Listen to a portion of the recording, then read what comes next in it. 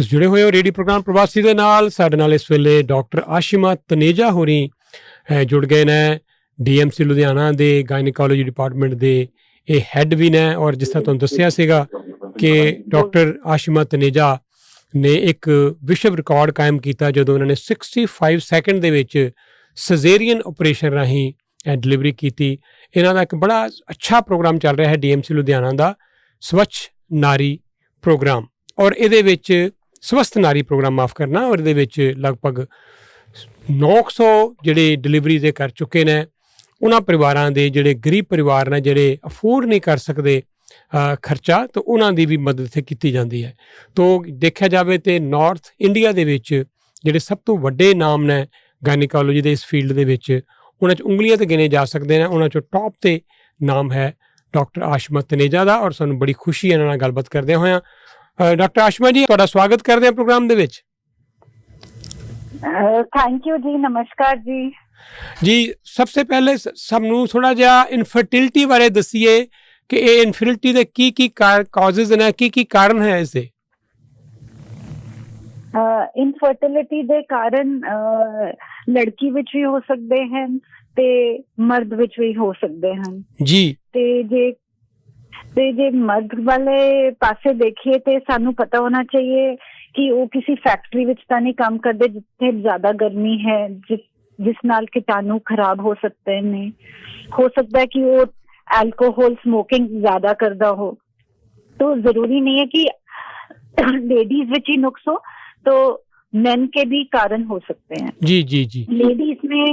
Ladies में तो बहुत सारे कारण हो सकते हैं कि उनकी ओवरी में एग बन रहा है कि नहीं बन रहा, कि उनकी ट्यूबें ठीक हैं कि नहीं है, यूट्रस ठीक है कि नहीं है, हार्मोन्स ठीक हैं कि नहीं।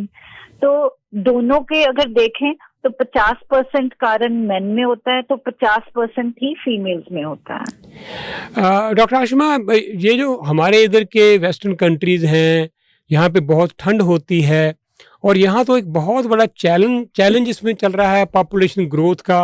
और हमारे अगर कनाडा की भी बात करें तो जो ग्रोथ है ऑलमोस्ट वो बिल्कुल ज़ीरो पे है, और कई कंट्रीज में तो नेगेटिव में है। आपने सुना होगा पिछले दिनों एलन मस्क ने भी ये कहा, बहुत सारे लोग ये बात कर रहे हैं इन कंट्रीज में कि हमें पॉपुलेशन को बढ़ाना चाहिए वरना बहुत बड़ा क्राइसिस आ जाएगा।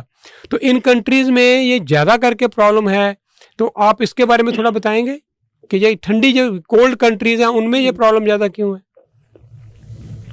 तो जो आपने ठीक कहा कि जो इनफर्टिलिटी है ये ठंडी कंट्रियों में, कोल्ड कंट्रीज कनाडा वगैरह में ज्यादा पाई जाती है, क्योंकि यहाँ पे धूप आती नहीं है, विटामिन डी होता नहीं है, तो इससे अंडे नहीं अच्छे बनते, और अगर आईवीएफ भी करवा लो तो उसका भी सक्सेस कम है। तो विटामिन डी की कमी एक बहुत इम्पोर्टेंट चीज है।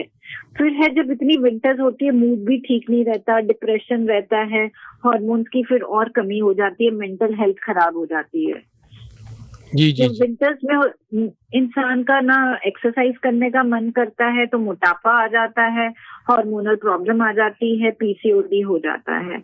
तो इन कंट्रीज की प्रॉब्लम यही है कि बेसिकली ठंडे वेदर के कारण इनफर्टिलिटी ज्यादा है, जो अगर देखा जाए इंडिया और यहाँ पे उतनी नहीं है। जी।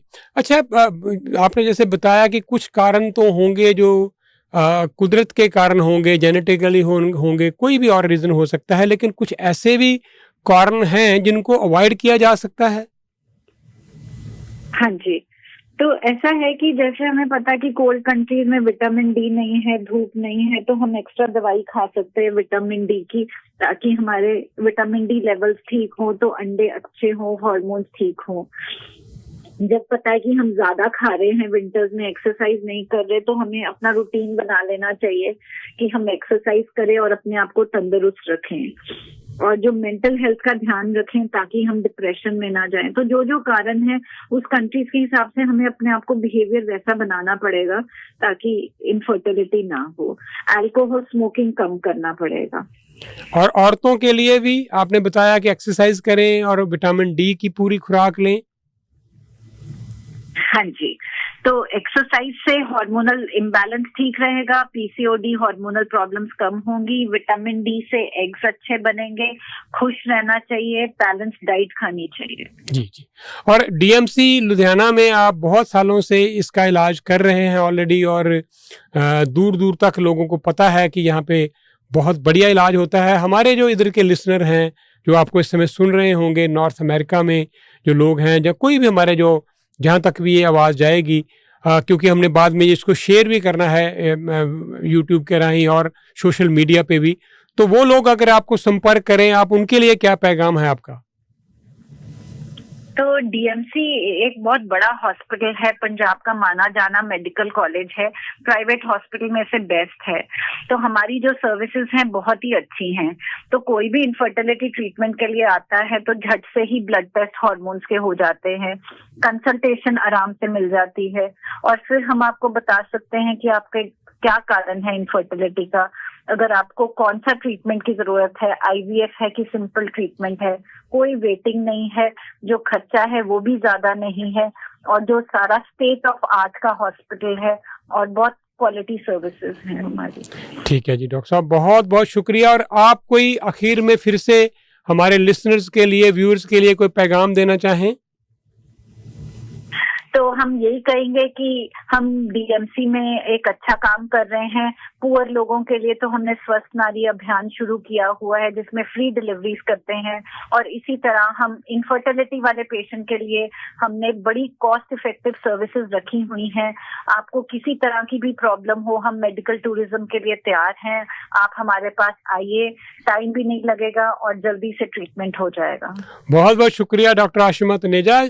9329329327 नंबर है डीएमसी लुधियाना के लिए एनआरआई मेडिकल केयर प्लान का, और उसमें आप लोगों को डिस्काउंट भी मिलता है, और जैसे इन्होंने कहा कि ये प्रायोरिटी के ऊपर इलाज भी होता है एनआरआईज का। तो डॉक्टर साहब आपसे बात करी, बहुत अच्छा लगा, और बहुत बहुत शुक्रिया, और फिर समय मिला तो जल्दी दोबारा भी बात करेंगे। शुक्रिया जी, थैंक यू जी, धन्यवाद, और इंतजार करेंगे आपके अगले कॉल का। थैंक यू सो मच, धन्यवाद।